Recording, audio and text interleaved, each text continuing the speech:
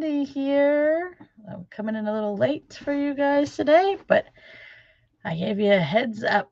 All right, today, aging parents, here's my origin story. But first things first, subscribe on YouTube, click that notifications bell, and share into your social media and tag me in it and say to your friend, hey, my friend Cindy is telling her origin story today, and you really need to listen to this because I know you have an aging parent.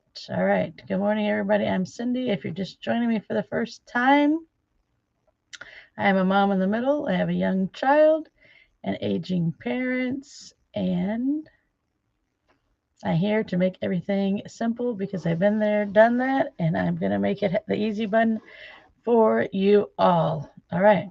I was thinking the other day that it's been a while. Maybe I've never even shared this story, so I'm going to share it with you today. And there is a little backstory to it. Um, the backstory is I spent most of my life with a fear of dead things, not dying, a fear of dead things. Like I wouldn't watch um, a dead armadillo on the ground. I wouldn't look and see an animal carcass on the side of the road for roadkill. I wasn't good when I found my grandpa's dog had passed away in our backyard. I just spent all the way up to my adult life till about 40 with a fear of dead things. So that's the backstory to go along with the story. So several years ago, there's a little more of the backstory too. When I listened to the Lord, I always told him I need a billboard. Like, Lord, you need to give me a billboard size sign for me to understand because I guess I'm just too stubborn. I couldn't figure it out. But I always said, if you need me to do something, Lord, it has to be as big as a billboard sign. So that's how I also spent most of my life until right before this origin story happened. And just at that time, I had learned that if I hear it once in my head or hear it twice in my head, that I need to do whatever that is that came in my head. That's literally how the Lord speaks to me after I got over the billboard moments. He was like, Cindy, I told you, or I showed you, and I showed you again. So now I obey quickly before third time. I used to say it takes 1, 2, 3 times, and I got it. So right before this moment, I actually listened. I listened to that little nudge. I listened to the small voice, and I acted. So my friend's dad passed away, and immediately I felt like I need to make sure I get myself to this funeral. So remember, I have a small child.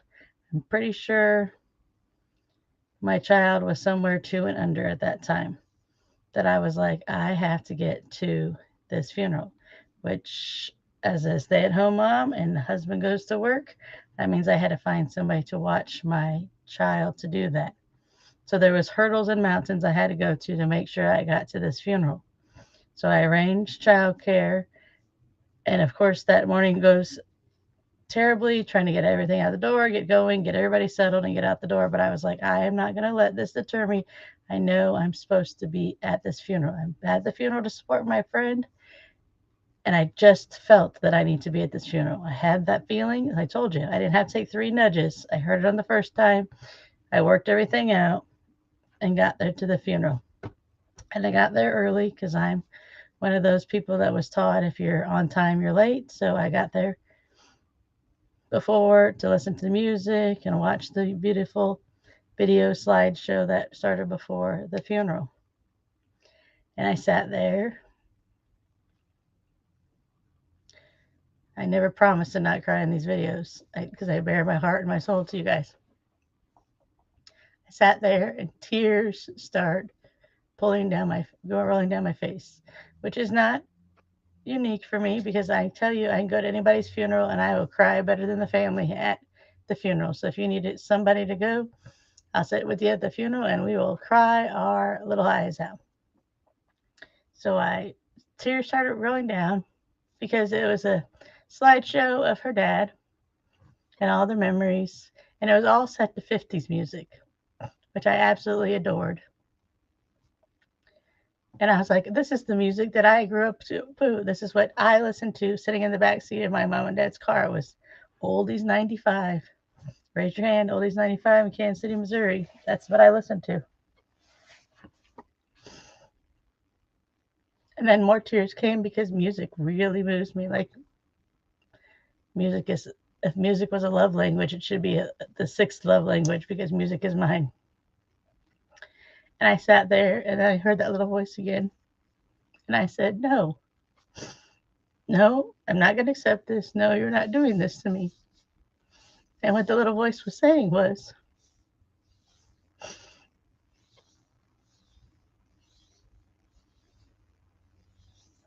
you're supposed to be here so you can see how beautiful a funeral could be. Because remember, I told you, I spent most of my life with the fear of dead things. And I was like, no, Lord, you're not showing me this beautiful funeral and how happy and sad it could be at the same time. You're not doing this to me. Like, my mom and dad are good. Nobody is leaving me anytime soon. But he did. He dragged me to that funeral to make sure I was there so I could see the beautiful funeral with the beautiful slideshow and the loving family and the wonderful 50s music. Because what I didn't know then was I'm pretty sure it was less than a year later I got the honor and privilege, along with my mom and my sister, of putting together my dad's wonderful, beautiful funeral, along with fun oldies music and wonderful pictures of his whole lifetime.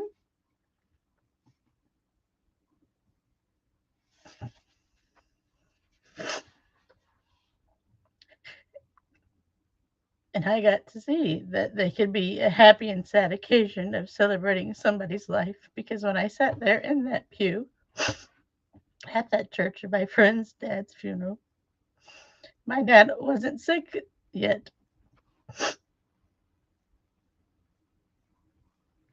I did not know that that was what my future was holding.